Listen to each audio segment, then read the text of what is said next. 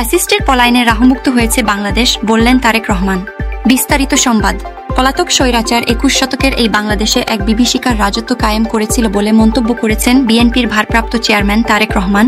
গণভ্যুত্থান দিবস উপলক্ষে মঙ্গলবার ৫ আগস্ট সকালে নিজের ফেসবুক পেজ থেকে লাইভে এসে তিনি একথা বলেন। এই সময় বিএনপির ভারপ্রাপ্ত চেয়ারম্যান বলেন, আজ থেকে ঠিক ১ বছর আগে ২০২৪ সালের এই দিনে ফ্যাসিস্ট বাংলাদেশ ছেড়ে পালিয়েছে, রাহুমুক্ত হয়েছে বাংলাদেশ।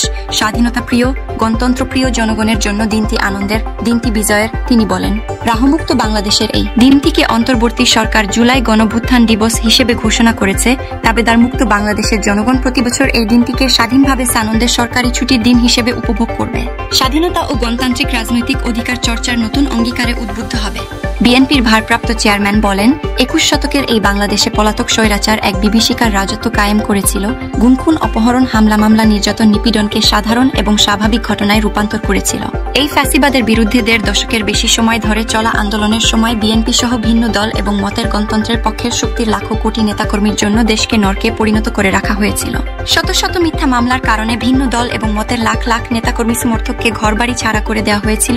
অনেকের পারিবারিক বন্ধন ছিন্ন হয়ে গেছে। গণতন্ত্রকামী মানুষের কণ্ঠ রুদ্ধ করতে পলাতক স্বৈরাচারের নির্দেশে দেশে শত শত গোপন বন্দিখানা, আয়নাঘর বানানো হয়েছিল জানিয়ে তিনি বলেন, আয়নাঘরের অন্ধকার প্রকোষ্ঠে জলজ্যান্ত মানুষকে দিনের পর দিন, রাতের পর রাত, বছরের পর বছর আটকে রাখা হতো। অনেককে চিরতরে গায়েব করে দেওয়া হয়েছে। বিএনপির সাবেক এমপি ইলিয়াস আলী কিংবা কমিশনার চৌধুরী আলমের আজও খোঁজ মেলেনি। তারেক রহমান বলেন, বিচার বিভাগ, নির্বাচন কমিশন সহ দেশের সব সাংবিধানিক বিধিবদ্ধ প্রতিষ্ঠানকে অকার্যকর করে দেওয়া হয়েছিল।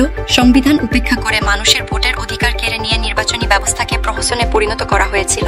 দেশকে চিরতরে তাবেদার রাষ্ট্রে পরিণত করতে দেশের শিক্ষা ব্যবস্থাকে বিনষ্ট করার সব আনুষ্ঠানিকতা প্রায় চূড়ান্ত হয়ে গিয়েছিল। বইখাতা কলমের পরিবর্তে রাজনীতির নামে শিক্ষার্থীদের হাতে তুলে দেওয়া হয়েছিল লগিবদ্ধ হাতুড়ি চাপাতি। বিপর্যস্ত করে দেওয়া হয়েছিল দেশের অর্থনীতি, ব্যাংকগুলোকে দেউলিয়া করে ফেলা হয়েছিল। দেশ থেকে ২৮ লাখ কোটি টাকা পাচার করে দেওয়া হয়েছে। তিনি আরো বলেন, অন্যায়, অনিয়ম, অনাচার, দুরাচার, লুটপাট দৈনন্দিন চিত্র হয়ে উঠেছি। দেশে প্রতিষ্ঠিত করা হয়েছিল ব্যক্তিতন্ত্র, তবে ফ্যাসিস্টের শেষ রক্ষা হয়নি। দেশের সব শ্রেণী পেশার মানুষ ঐক্যবদ্ধ হয়ে জুলাই আগস্টের গণভ্যুত্থানে রাজপথে নেমে এসেছিল, আর তাতেই দেশ ছেড়ে পালিয়ে যায় ফ্যাসিস্ট।